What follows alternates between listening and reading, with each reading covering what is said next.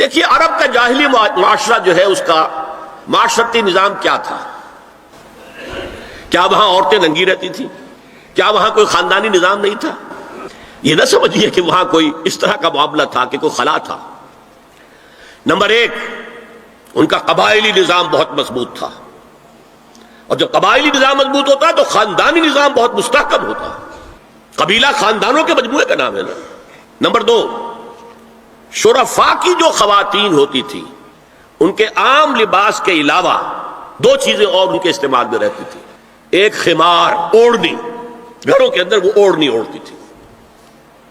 ایک جلباب، لمبی سی چادر کہ جب باہر نکلتی تھی تو اس میں اپنے پورے جسم کو لپیٹ لیتی تھی لیکن چہرہ نہیں چھپاتی۔ یہ جلباب کا لفظ قرآن میں آیا، خمار کا خمر ہننا، جلابیب ہننا، یہ الفاظ انہیں معلوم تھے نا، ان کے زیر استعمال تھے نا، ورنہ کوئی نیا لفظ کہاں سے آ جاتا؟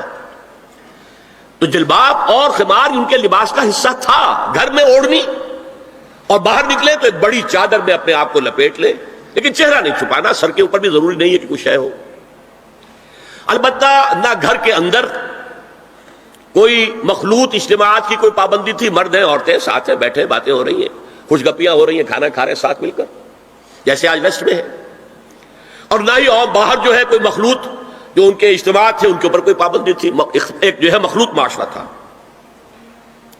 لیکن نمبر تین، وہاں ایک طبقہ تھا کنیزوں کا، کنیزیں، باندیاں، عام خادمائیں، انہیں جاریات بھی کہہ دیتے تھے، چھوکریاں۔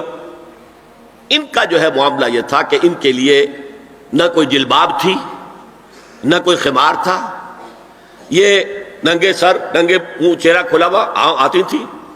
لباس کے بھی کوئی بہت زیادہ ان کے کوڈ نہیں تھے، بے پردگی، عریانی، بے حیائی اور بے شرمی، یہ سب ان میں تھا۔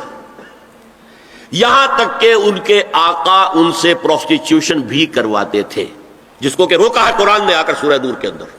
ذریعہ بناتے تھے آمدنی کا، میری کنیز ہے، کوئی اسے استعمال کرے، پیسے دے، کمائی ہے نا اس کی، میرے پاس آئے گی، میری کنیز۔ تو یہ پروسٹیچیوشن، قحبہ گری جو ہے، یہ بھی ان کے اندر عام تھی۔